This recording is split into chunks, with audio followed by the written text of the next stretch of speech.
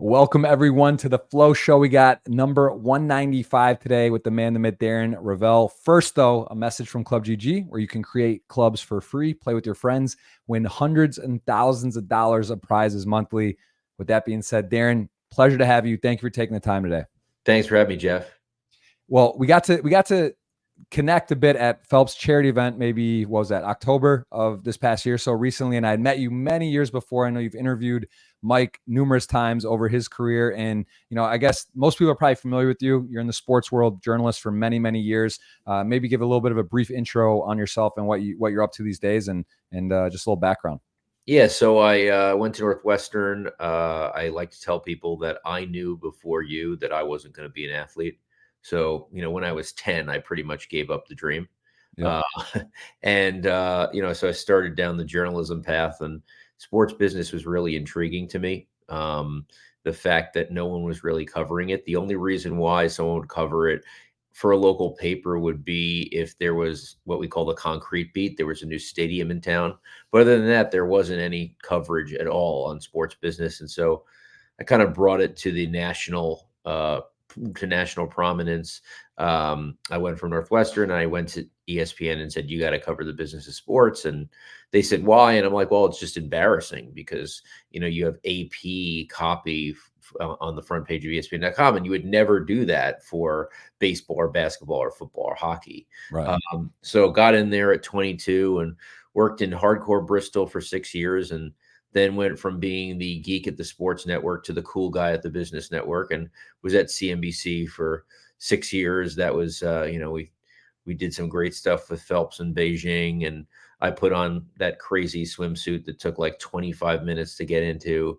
I saved Michael once when he was getting paid a boatload of money by Visa, and we stupid, as you would know, this guy is probably the worst morning guy in the history of the world. Yep. And we had like a 650 hit, and he's like, bro, I fell asleep in the limo over here. He's like, I'm not that sharp. I'm like, dude, I should have gotten paid for that appearance. I'm like, and you're here because of Visa, and he just stood there, and his jeans were like down to his knees, with his underwear, boxers showing. Yeah. And it was just fun to be there in Beijing. What a special thing. And did the Olympics in Vancouver, and then kicked ESPN's butt so bad that they had to hire me back. And we did that for 6 years. And then at the end of that, I said, hey, you guys going into sports gambling? And they said, no, we won't do it fully. And I went to the Action Network, kind of a quant, betting company where, if you want to know when it's raining or when it's whatever, like, wind blowing 20 miles per hour, will the over hit or the under hit, what percentage of time, all that. Just a smart sports betting company. And did that for 5 years, sold the company to a Danish group called Better Collective, and was coming to the end of my deal earlier this month or in December, and basically said, I'm going to do something else. And I've been working on that for about a month and a half, and wait a couple weeks and you'll hear what I'm about to do. Very, very cool. And what is your passion though these days? I see the memorabilia behind. I know we have some mutual friends, Jason Kuntz, Ken Golden, some of the guys in the industry that I know you work with or have done stuff with. And is that your main passion, would you say? Gary Vee also very passionate and talks a lot about it. And I know yourself. So tell me about that. I love finding incredible pieces. I own Ferris Bueller's vest, Matthew Broderick's vest. I like movie props. I own the kids' glasses from Jerry Maguire.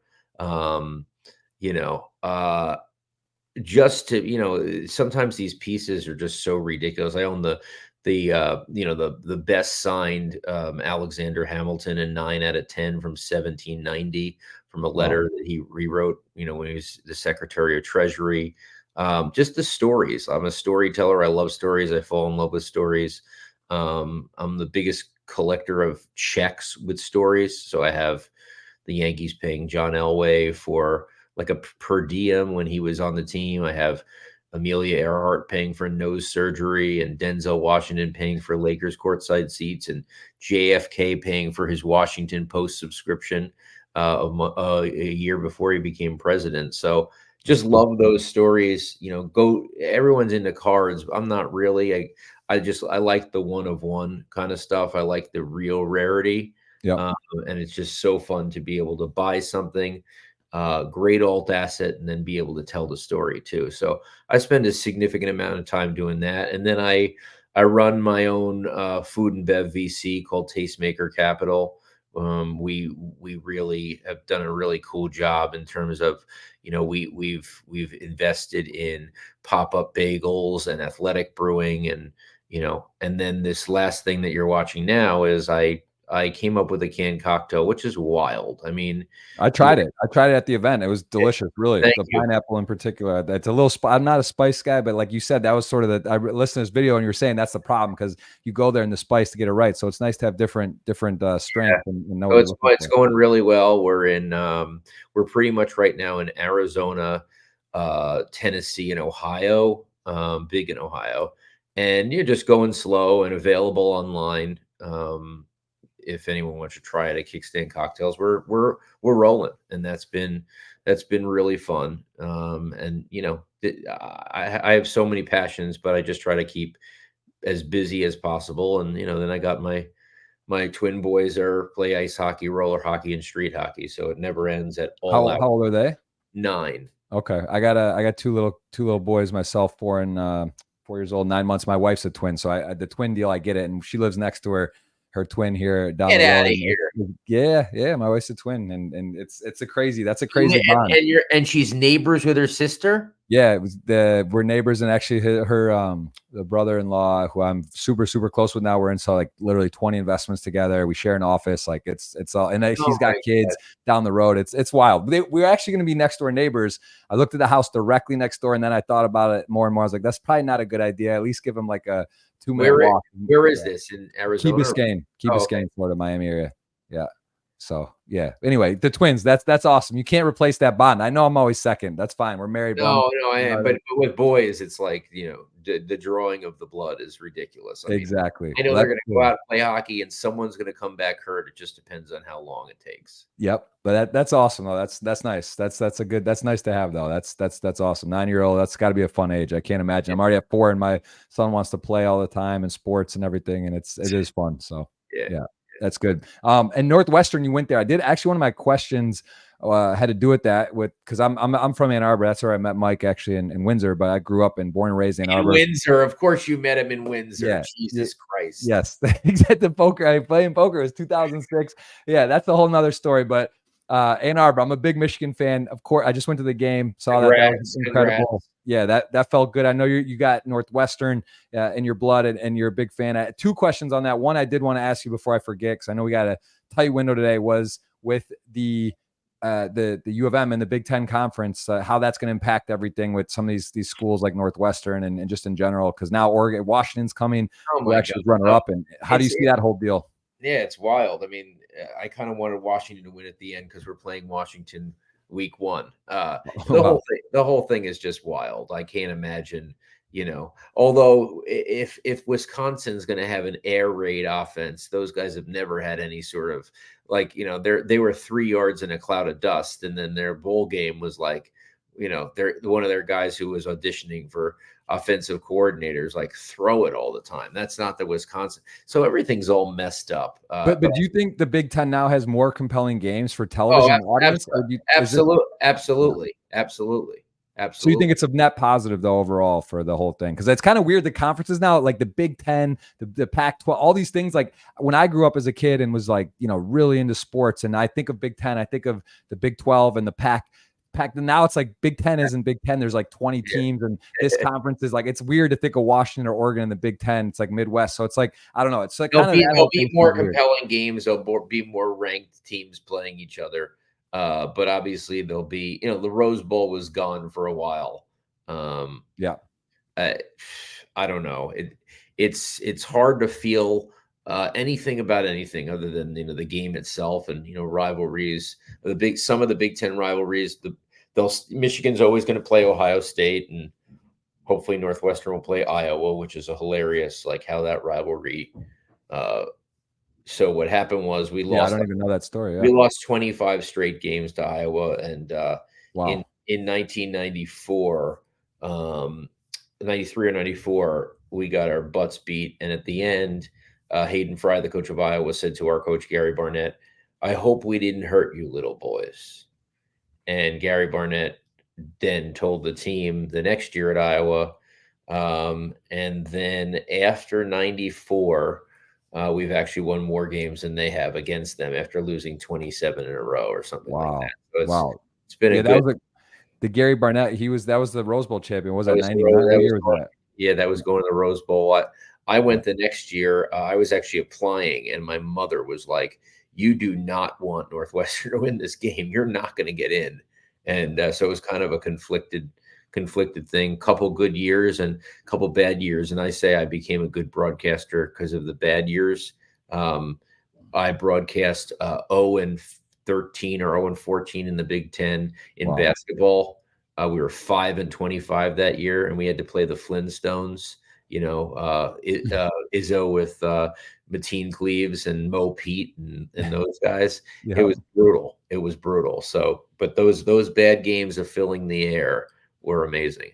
Yeah, that's for sure. And what is your view of the NIL and the transfer portal in college athletics? Do you think these work to level the playing field with Division I teams, or is this because this is kind of crazy? Like for me, seeing these guys sit out in bowl games and like all this stuff is kind of wild. It just seems like such big changes. I mean, I guess in theory, the 1 year recruitment thing is, for Northwestern, for a Michigan, it's like you got to keep continuing to recruit the guys. For Northwestern, it's hard to it's like we don't even get the main recruit in, nor are we spending that. So when we develop a guy, it becomes that much worse. Well, okay, we're going to develop him. He's going to be great for a season, and he's going to go somewhere else. Yeah. So, I think it's a workaround that, hey, just pay the players. Stop the charades. Stop the shenanigans. Just pay the players. And don't make it this thing that it's not, because this was intended for jersey sales and everything else. This wasn't intended for a workaround to figure out how much you can pay the guy. It's getting ridiculous. It must be super distracting too, because then you got like mid-level players or like everyone's kind of looking where can they get money or how does it work, and again, I guess, and this was going on historically, people getting paid and this type of thing, but now it does seem like a major distraction, and it's got to be crazy to deal with as a player. We'll see what happens with Florida State, right? So the NCAA has pretty much stayed out of it. They've had to stay out of it because they come off a restricted earnings case and they don't want to get in legal trouble. But now, Florida State's kind of the first one where they're like, no, you couldn't have done this. You did something wrong. So let's see what happens. But I think the NCAA at this point is virtually powerless. And who knows how many years they have left. You could imagine just, some umbrella organization to throw the money they do at the NCAA, where all they are a championships organizer in some sense. There's really no need for them. Right. Makes a lot of sense. And my last question on Northwestern, my dad's like a Big Ten nut. He born and raised, lived in Ann Arbor forever. And he was asking about, which I'm not even aware, but he was asking me about the Northwestern football team and the coach Fitzgerald was fired by the administration. Is there any, I mean, you're probably pretty aware of all that. I'm not really. So yeah, I mean, there was a investigation into hazing on the team. Okay. And the investigation apparently turned out that they said they were going to punish him for 2 weeks in the non-season. So before the season, everyone went nuts after that.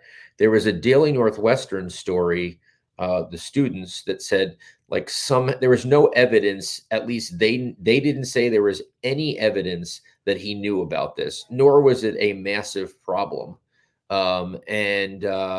I guess, from the outside, nothing else has come out. No one else, there's been no criminalization. No one has been arrested. None of this, right? So if someone did something wrong, you would think they would have been arrested or something like that. Yeah. Nothing. There's no perpetrator. So where is that? I don't know. I don't see it. Yes, I guess he was underperforming, but then fire the guy. Right. Don't shame him. And so I think he was treated unfairly, at least what we know of now. And I think he's going to get a huge chunk of money. Yeah. Well, also the Michigan State coach, this is pretty crazy. That contract's like $90 million, and there was some wild stuff going on there. And when you look at the actual back and forth, we live in this, we live in this Me Too world. I mean, you are guilty unless proven innocent most of the time Yeah, it's crazy. in this world. And there is a mob culture where they just want your head on a stake.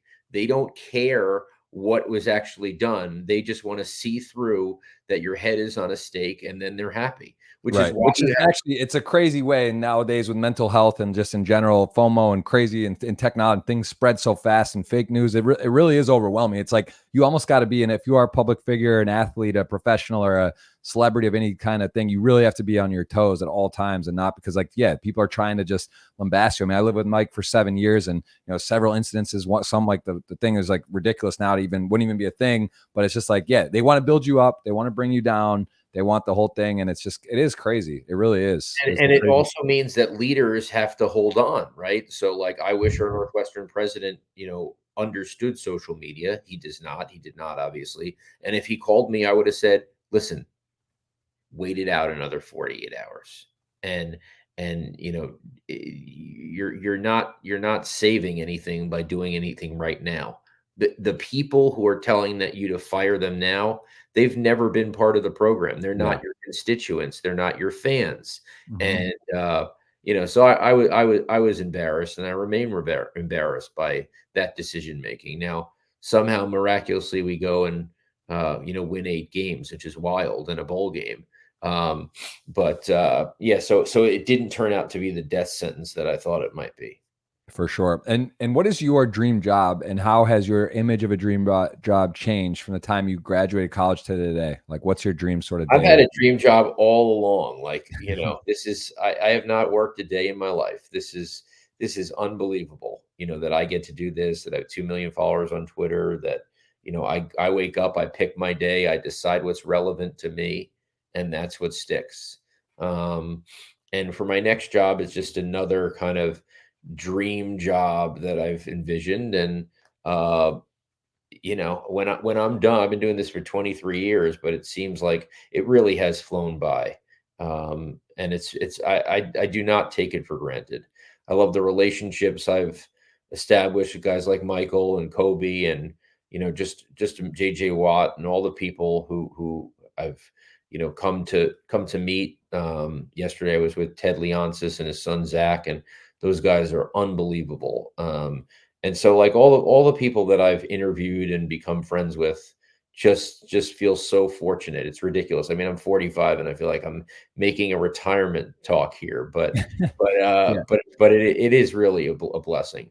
And what was it like living in Bristol? Because I've thought about this too. I was like, ESPN's amazing, it's fun, and Sports Center and this and that. Like, I like to be, if you like talking and content, but how is it to actually live in Bristol or in that area? Was it Great question. Yeah, I mean, I had a rotation of basically Outback, Chili's, Boston Market.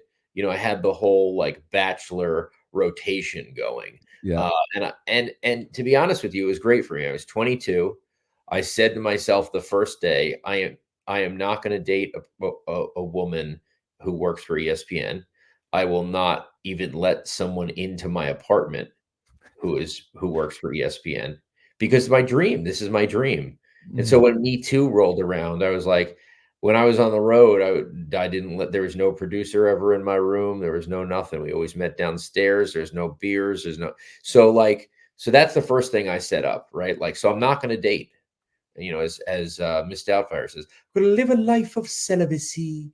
And so we got that down. And then I worked from 8 to 8, went to work out. And then there's, 11 o'clock where it's humming. So I went back to work from like 10 to 2 every day, Monday through Friday.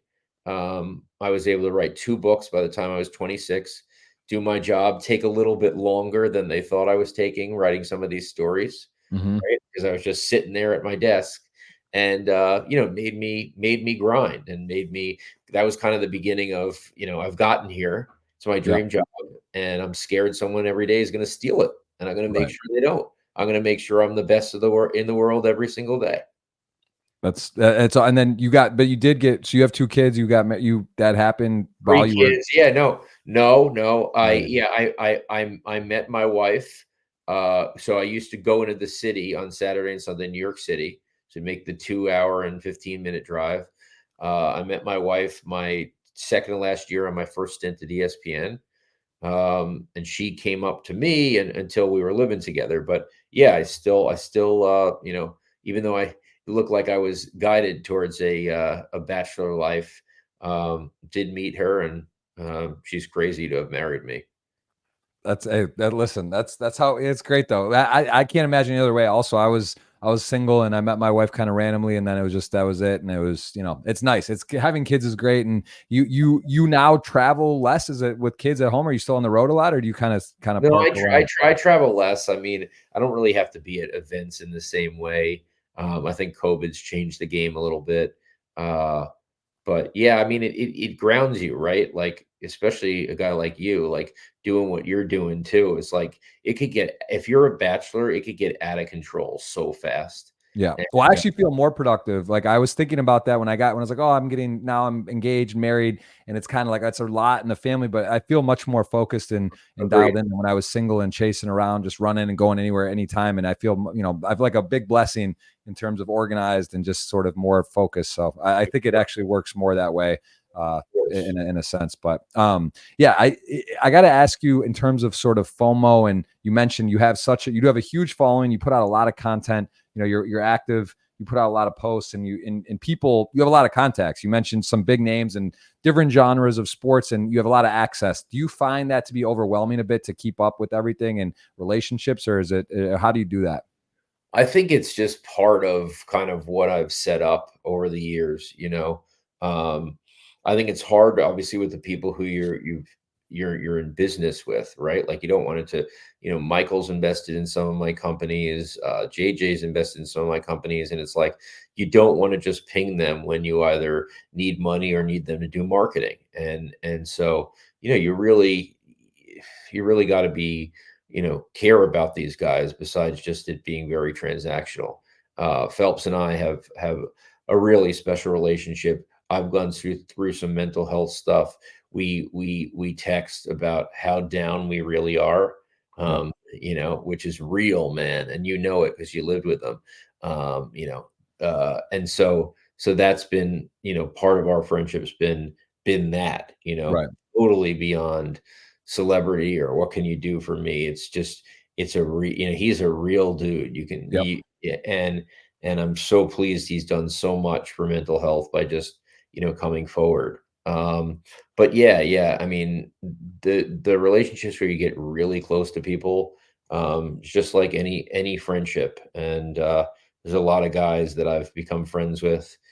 Kobe was hilarious. The last time I was in LA with him, he was getting a massage on his Achilles at some point because I usually met him in other places when he came to New York, or whether he was in Atlanta or Chicago or where. But I was out in LA, and he's like, "Yeah, I got to get a massage for my Achilles," and he's like, "Just sit there. We'll watch the Jodi Arias trial." And I'm like, "What?"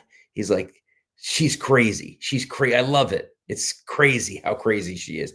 And he was just, and he was also, any hour of the night firing. He was a real special guy, and I think some of the tragedy obviously wasn't for his basketball, but he had so much to give to this world, and Yeah. and he literally touched people. Yeah. I think Jordan cried at his funeral probably because Jordan doesn't touch people. He's been a stay in hotel guy for since 1987, and when he goes to events, he's going in the back door and he's going up the stairs to the VIPs. Kobe would actually, more people would say they've either had a handshake from Yeah. Kobe, or Yeah. he gave him something. Like that's important. Incredible memory, and just sort of seems like he really did. Like he was one of those people that he'd meet someone he doesn't know anything about him, he'd shake their hand, look at him, and kind of remember them. I met him a few times, and he would remember. I just the same thing. I actually remember in Beijing the night Mike won his 8 gold medals. It was crazy. Like the whole team was there waiting for him. I remember taking a shot with Kobe Bryant, LeBron James, and Oh then I my saw God, Kobe like 2 years later, and he was like remembered, me, and I was like, I that's just thought you wild. never. It's crazy. Like no, you know what I mean. And he's that big. He's that big of a, like, that's rare. I think most Yeah. superstars don't And really like even his think about competitive NBA. nature was just stupid. Like, Yeah. for my 30th birthday, I played him one-on-one, and he wouldn't let me. He literally would not let me. You were The ball. looking for a clip. You wanted a highlight reel, and he wasn't And gonna. He he goes, wasn't giving you one. he goes, I am not taking the risk of your ball touching the rim. And he Wow. was swatting me. It was so painful. He's Billy like, Madison and dodgeball. He was yeah, just no mercy. yeah, No mercy I out there. can't have you have the one, I love it. Yeah, and that's yeah, it's unique. But yeah, I mean, I'm sure you've had so many. Is there any like anything that stands out for you in terms of a memory within sports, or just like kind of like out of all the different things you've seen or people you've met, like is there anything that really stands out in your career that you've just like, I'll never forget this, like a moment? I mean, the Olympics were amazing. There's so many moments. I mean, there's the moment from the famous Super Bowl where the Patriots were going to be 19-0, and just when you think about technology, this was just as we were getting cell phones, Yeah. that had iPhones, and Mhm. remember we had to go down into the bowels of the stadium of the Super Bowl like 3 minutes before, and it says winning team and losing team, and we're all on the winning team side, and expect the Patriots to come down, and there, no one really knows, no one could see anything, and it was like a game of telephone, like the Eli Manning just threw a pass and David Tyree like caught it with Yeah. his helmet. Like there was nothing to see. And then you have to be the journalist and be like, how was that? And no one had seen it. Like Right. just some of those, moments, remembering just covering all the Tiger Woods craziness, and just feel like there's been so much as part of covering the business of sports over the recent years that you almost don't like. Now everyone understands the business of sports. um in 2000 when I started, they didn't, right? Like now they understand that you're just going to be that blabbling idiot calling up on New York sports radio, they should just trade them, or like not understanding your owner's capacity to spend, what your owner does, how it Right. works, all that. And it's knowing how hard it was back in 2000 to convince people this was something as a fan they needed to know. It's amazing to see how far it's come. And you did, I believe you won an Emmy or got an award for your Right. NBC's 2008 election coverage. Is that what was that Yeah, it's specifically? right behind me right here. Okay. There you go. Yeah, so this was one of these funny things. They're like the 2008 election coverage, and Brian Williams was hosting, and they sent me to Pennsylvania to talk to some people when Obama won. It's probably like 38 seconds or something like that. And now I'm Emmy award-winning reporter. So I'll take it. I'll That take it. that's awesome. And tell me about memorabilia. Give me a couple pieces that you are obsessed with or just that are your favorite. I'm Let's sure see. you have Haynes. Let's see if we can bring out something from the bag of tricks. All right. Uh, And are yeah. you only holding or do you ever flip? Because like at some point you No, because you care about I flip. I flip. I do flip. okay. I won't flip that Kobe badge that you saw, because he Right. gave that to me and I would never. But Yeah. yeah, this is Oh this wow. is this is 1790. That's Alexander Hamilton. Whoa. I mean, That's breathtaking. nice signature too. Your obedient servant, Alexander Hamilton. So yeah. What give us an idea because I'm pretty in tune to what things are and how they work, but like I have zero idea. Like what would that fetch, do you think, if you put on So gold I no, mountain? so I bought it for 6,500, but listen, it was in the middle of the day. It was unauthenticated. It was in the middle of the auction, What like year? What year? this year, Okay. 2000, Okay. 2023. They made every mistake in the book. I'm not going to throw these guys under the bus, but they did. And this is knowing this story, this is a $30,000-$40,000 piece, and they gave it away because there's just too many things in the auction. They just and they didn't pay attention, and their consigner was probably got it in an estate.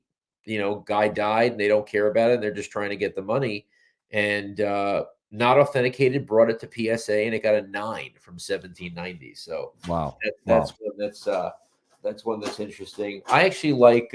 I recently bought a card. I don't typically buy cards, but I recently bought a card, and I thought I had it somewhere here because it just came in. Here it is. How often do you keep up with Ken Golden or Jason I Kuntz? do. Yeah. I actually bought this at Golden. Okay. Have you ever seen this card? Yes. Very Yeah. cool. Yeah, Yeah. so it's the Jordan Interlake card, and it's a piece of art. And everyone goes to the 86 Fleer, and there's 52,000 graded, and there's like 300 graded of these. Yep. So like to me, I'm always like a scarcity kind of guy. This is the showstopper. What's I can't read that. Hugh Hefner. Okay. And look Yeah, at that's the wow. What's that? What's that go for? That's off the bat. That's on the obscure for sure. I bought this for $8,000, which is a bargain when you consider how many people have said that's the craziest thing ever. That's a wild piece right there. All right, so you got some. You're off. Yeah, you're off the beaten path with the stuff. You got some like really interesting stuff. Yeah. But those are the ones you don't want to sell, right? Those are the ones that are so like different and unique. You can hold on to. I mean, if they're great, I won't sell like a Phelps autographed swimming hat, swimming cap. I have that. I have his 8 for 8 tickets, signed by him. I'm trying to get the 4 guys from the relay from the Lezak race. Lezak's very hard to get. I don't even know where he is. So this is an all points bulletin to Jason Lezak. I need to get there's just various things that you target, and that's what makes it so fun. Yeah, no, it is. It is a lot of fun. I think that, the memorabilia, it's interesting. I know you kind of follow Sweat Crypto a bit and you understand the different markets, and it is interesting to see how some of these industries and it all kind of aligns. Like we're in definitely a bit of a bearish time a little, it seems like stuff, but the crazy during COVID, the sports cards went wild and then they came back. But what's your sort of prediction in general with sports, the industry in the next decade? Yeah, I mean, I think the great stuff is going to continue to be great. If you have, one of one provides less liquidity, right? You can't say like it's possible that this Jordan card in a 9 hasn't sold in a year. So it's not like, but I love that game. I love that game. Like, if you want it, you got to pay X. That's what I want. That's what I want from this. Yeah. And it's like when I'm at the National Sports Collectors Convention, I have all my stuff, and so much of it is 1 of 1 or 1 of 2 or 1 of 3. Yeah. If someone gives me an offer and someone says, I'll pay this, and I'll be like, no, you're not going to find another one here in this room. So it's no, right? Like if you want it. So I had like some incredible Disneys. A guy paid 14 grand because I said, if you want that, and if you walk away, you'll never see one. You pretty much won't see one in person. You'll buy it at an auction house. So, I think people should be comfortable with things that aren't necessarily liquid, that are one to one, because otherwise, if you're dealing with huge populations, you have to know who owns that. Like, if Luka Doncic is owned by 16 to 23-year-olds and it skews that way, well, when the shit goes down, even if you don't own a massive amount, you're going to be subject to that. So this is not just a fantasy game where someone scores points and your card goes up. There's a million other factors. And I think the people who have done it that way and believe it's that have done a horrible disservice to them in the community. Yeah, that's a great point. I know Darren, you're gonna have to be a multiple time guest, because I feel like we have a lot in common, and I know you have a tight schedule today, so I appreciate you coming on. I want one more question, and then we'll have you back for sure. I'd love to have you back in the future. But what about the risk of? This is Jason Kuntz. I talked to a lot. He's a very good friend of mine, Michigan guy as well, where I'm from, and he has a big collection, and there's a risk of the authenticity of the gradings. I always worry about like frauds, because seems to be a very vulnerable thing, especially with technology and fake stuff in general now. How do you kind of feel like that can be combated in the future? Yeah, I mean, everything's questionable, right? Like I've had the top 2 autograph firms take a Warren Buffett, and one said it's good and one said it isn't. And for me, I'm a public figure, and I am a kind of a spokesman for the industry. So once someone fails it, I have to get rid of it. And I have to get rid of it. Basically, I'm not putting it back in the market. I'm not selling it to anyone. We have to either destroy it or just, whatever it is. I've destroyed things with PSA, destroyed things with JSA. I mean, like, it has to be that way. But I'm worried about the cases. They've tried to get better and better and better. I'm Yeah. worried about the Yeah. cases in general. The thieves the thieves are always ahead of the game. Right. But I think they've done a relatively good job. And I think the security is probably what it needs to be, maybe a little bit more. But that's part of the risk. That's why you need to diversify and don't just have things that need to be authenticated. Just be all over the place. That's why I do sports. That's why I do history. Like anything, you need to be diversified. It's a great answer. And as I let you go here, give me a crypto. I don't want that's a rabbit hole, but just give me a price prediction for end of 2024. Are you bullish, bearish? Do you on No, I listen, it's such a gamble, and Bitcoin to me has no basis in anything that I think it's just a momentum play, right? Like it's just and certainly the shill coins and the shit coins, like I can't get into it. Right. But Bitcoin, know what you know. Don't do FOMO. Like just get to what you know. And if someone's making money somewhere else, if you don't feel good about it, but you're just doing it to follow, don't do it. It's Right. really stupid. Great advice. Okay, well, listen, Darren, I appreciate the time. Great to get to know you a little bit better. And again, we'll have to have you again. You'll be a multiple time guest here. We'll do one in the future, and I appreciate it and look forward to catching up. Hopefully, at another charity event or at the national. I'm sure. Do you ever go to that? The national for the sports? Yeah, I'm there every year. We got to get Phelpsy there this Yeah, year. he likes that. He likes the stuff too. He'll come for that. So we'll catch up. Appreciate it, and thank you so much for the time. We'll see you soon. Thanks, Cheers. Jeff. Thanks, Darren. Thank you.